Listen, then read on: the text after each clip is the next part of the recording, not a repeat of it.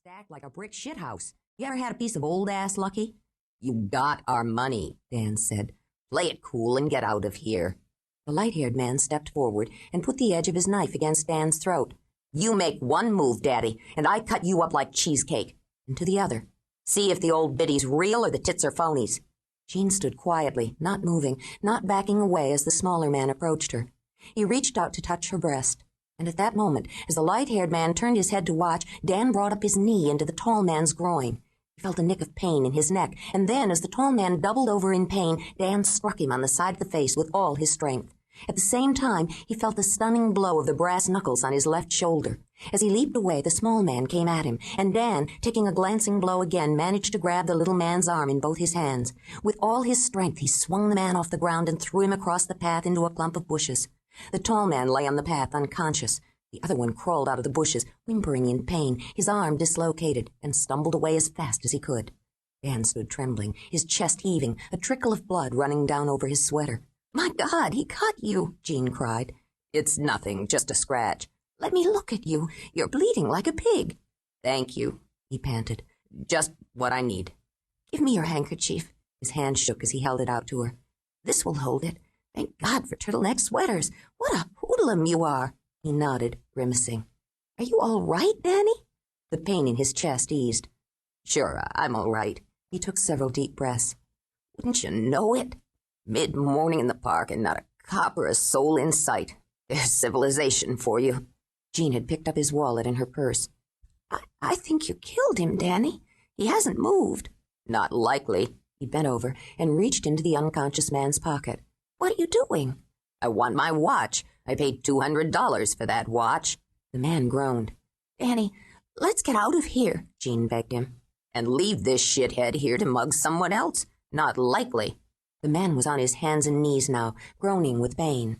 Dan picked up the knife and handed it to Jean. Then he pulled the man to his feet by the collar, twisted one arm behind his back, and said to him, "We're going to walk back up there, Sonny. You make one move, and I'll break your arm, and believe me, it will give me pleasure." It was past lunchtime when they finally finished with the police and the depositions. Jean had washed out the cut and put a Band-Aid on it, and Dan had changed his clothes and sat sprawled in a chair in the study, a cigar in one hand, a drink in the other. "I want you to see Dr. Kelman," Jean said.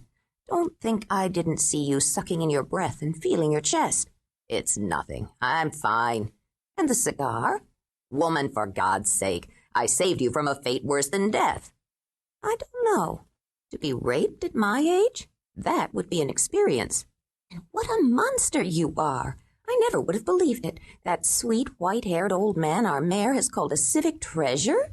"Do you know, baby, I haven't been in a real brawl in 35 years.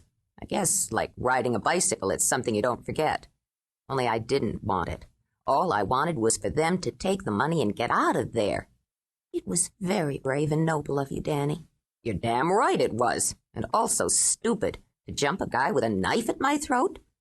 "Ah, well, it's not every woman who's fought over at my age. Only from now on, we shall walk on the Embarcadero. The world is changing, Danny." "It certainly is," he agreed. "The sense of being a woman," Dan's daughter Barbara Lavette wrote in her first novel, which was entitled Driftwood, "is the sense of being an outsider. There have been other outsiders, slaves, minorities, the Jews, and at one point or another, both the Catholics and the Protestants.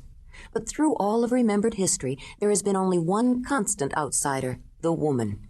She is never of the world. She always remains at the edge of it, tolerated, loved occasionally, respected less occasionally, and once in a while given a small gift of power.